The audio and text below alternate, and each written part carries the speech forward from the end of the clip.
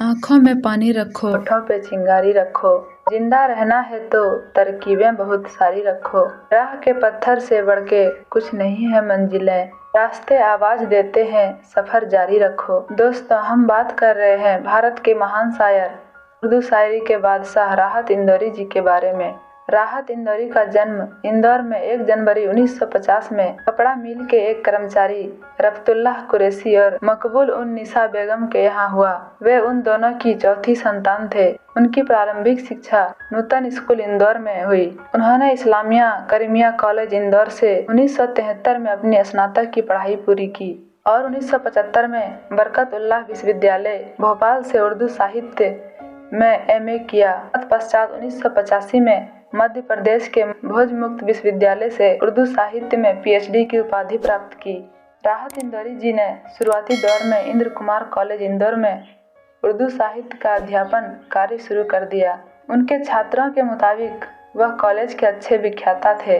फिर बीच में वे मुशायरों में व्यस्त हो गए और पूरे भारत से और विदेशों से निमंत्रण प्राप्त करना शुरू कर दिया। उनकी अनमोल क्षमता, कड़ी लगन और शब्दों की कला की एक विशिष्ट शैली थी, जिसने बहुत अच्छी तरह से जनता के बीच लोकप्रिय बना दिया।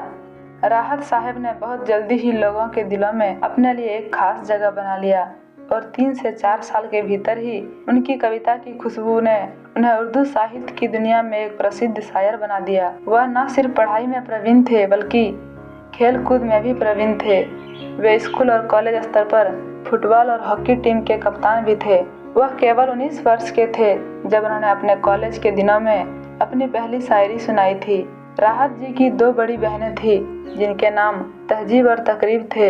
एक बड़े भाई अकील और फिर एक छोटे भाई आदिल रहे।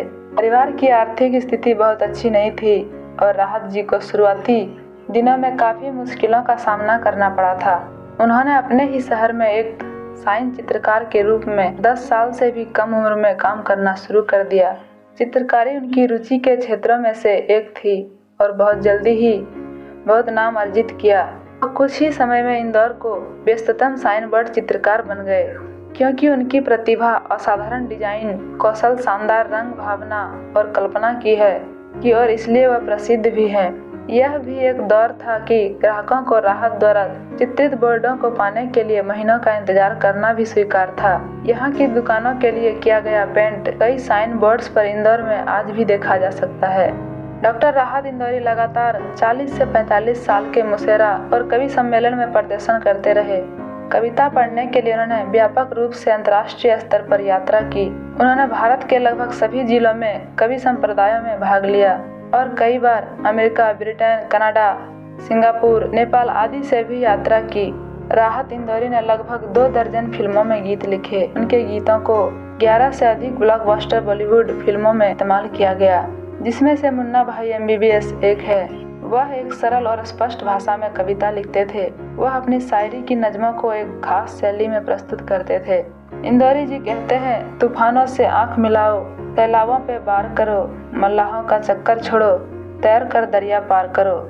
दोस्तों, उर्दू शायरी की बुलंदियों को छूने वाले राहत इंदौरी जी अब हमारे बीच नहीं रहे। 10 अगस्त 2020 को राहत इंदौरी जी कोरोना पॉजिटिव पाए।